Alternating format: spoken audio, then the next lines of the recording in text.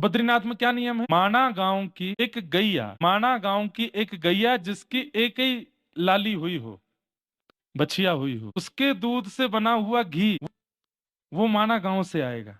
फिर माना गांव में एक जो वहां के क्षेत्रीय लोग हैं, उनकी 8 वर्ष की जो कन्या होगी, वो एक कोई विशेष जाति है, उस जाति की 8 वर्ष की कन्या अपने हाथ से एक स्वेटर जैसा बुनती है, और जो स्वेटर बुनेगी जिस धातु से, जिस वस्तु से, जिस ऊन से, वह भी उस भेड़ का होना चाहिए जिसके अभी बालक नहीं हुए हैं, कुंवारी भेड़, उसके अंग से निकले हुए वस्त्र से वो स्वेटर बनता है, मतलब एक वस्त्र बनता है। वो ला करके वही बालिका लेकर के आएगी, खूब ढोल नगाड़े बजते हुए आते हैं माना से। वो रिचुअल देखने वाला है। और वहां से वो छोटी सी लाली आती है, घी और उसमें डुबो करके वो जो एक वस्त्र जैसा है ठाकुर जी के ऊपर लगाने वाला, उसको लाते हैं। फिर ठाकुर जी के अंग पर खूब सुंदर केसर, कपूर और घी का लेपन किया जाता है। उसके बाद वो वस्त्र पहनाया जाता है, साथ में ब्रह्म कमल रखा जाता है, और उसके बाद वहां अंदर दीप प्रज्वलित करके नारद जी का आवाहन करके प्रस्थान होता है। 6 महीने फिर कौन करते हैं सेवा? कौन खिलाता है प्रसाद आदि? नारद जी करते हैं।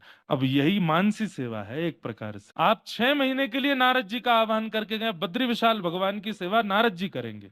अब कोई ये सोचे कि अब बद्री विशाल भगवान ऊपर पहाड़ों पे हम अकेले छोड़ के आ गए, क्या खा रहे होंगे, क्या पी रहे होंगे, क्या नहीं। आप मानसी भाव से देवताओं का आह्वान करके गए और 6 महीने नारद जी वहां सेवा करते हैं। और इसका प्रमाण मिलता है जब 6 महीने बाद कपाट खुलते हैं तो बहुत कुछ भीतर ऐसा प्राप्त होता है।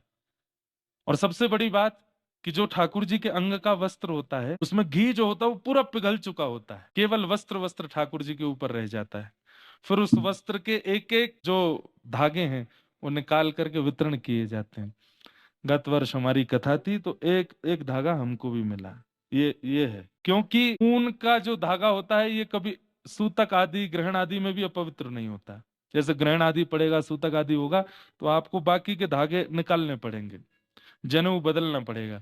लेकिन ये ऊन है, ये कभी अपवित्र नहीं होता, इसलिए ये धारण है। ये बद्री विशाल भगवान के अंग का ही है। तो ये पूरी बात नहीं बतानी थी, लेकिन इसलिए बताई कि जो लोग सोचते हैं कि 2-3 दिन के लिए भी ठाकुर जी को लेके जाएं, या तो पूरी व्यवस्था करके चलो, ठाकुर जी के अनुकूल अपनी पूरी यात्रा करो।